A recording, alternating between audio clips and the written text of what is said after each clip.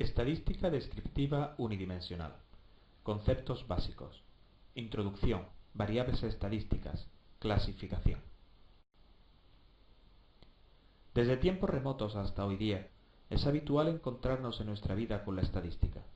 Profesionales que nos hacen una encuesta, resultados estadísticos en la prensa, conclusiones y toma de decisiones a partir de encuestas realizadas en campos como la política. Incluso es habitual la necesidad de hacer estadística, aun sin ser conscientes de ello, en nuestra vida diaria. ¿Quién no ha pagado una comida a medias? ¿Quién no ha hecho cuentas para ver si la media le sale aprobado?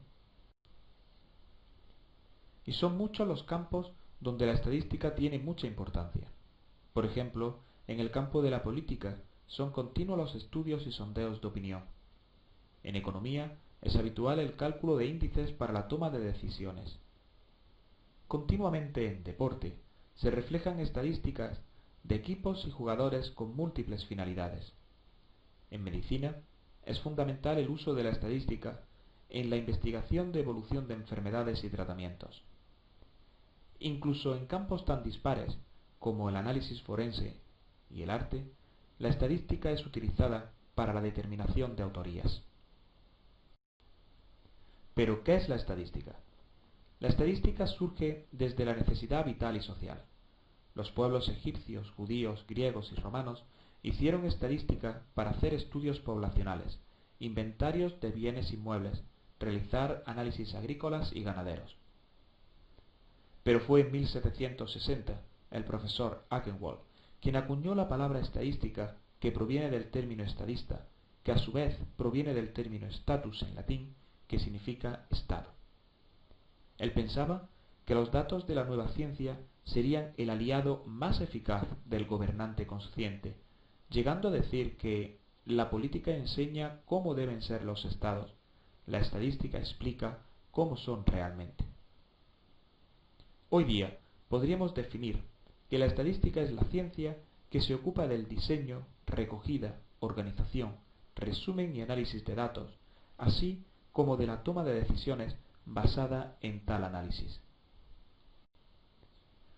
En la naturaleza y observando la realidad se pueden ver distintos tipos de fenómenos.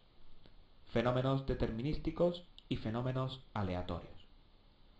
Los primeros ocurren cuando el resultado de un fenómeno es idéntico bajo mismas condiciones. Así, una determinada reacción química se repite igualmente bajo mismas condiciones. O el tiempo que tarda en caer una moneda desde una altura determinada siempre es la misma. Por otro lado, un fenómeno es aleatorio cuando repetido bajo las mismas condiciones el resultado no tiene por qué ser idéntico.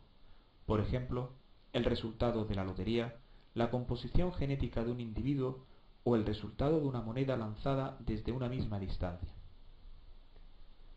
El conjunto de individuos sobre los cuales se desea realizar un estudio se denomina población.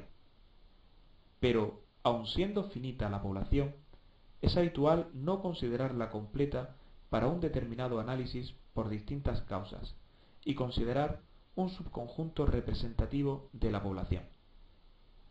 A este subconjunto se le denomina muestra. El carácter que se desea estudiar es denominado variable estadística. Los resultados de una variable estadística son fruto de un experimento estadístico. Cada posible valor que toma una variable estadística se le denomina modalidad, y éstas deben ser exhaustivas e incompatibles. Es decir, deben cubrir a toda la población y cualesquiera dos individuos solo pueden pertenecer a una modalidad. Atendiendo a la naturaleza de las modalidades, las variables estadísticas se pueden dividir en cualitativas y cuantitativas. En el primer caso, las modalidades son no cuantitativas como el sexo o profesión. En el segundo caso, las modalidades son susceptibles de ser medidas numéricamente, como por ejemplo el salario, la edad, asistencia a espectáculos. A su vez, las variables estadísticas cuantitativas se pueden dividir en discretas o continuas. Una variable cuantitativa discreta toma valores aislados, en número finito o infinito numerable. Por ejemplo, la edad, número de hijos por familia.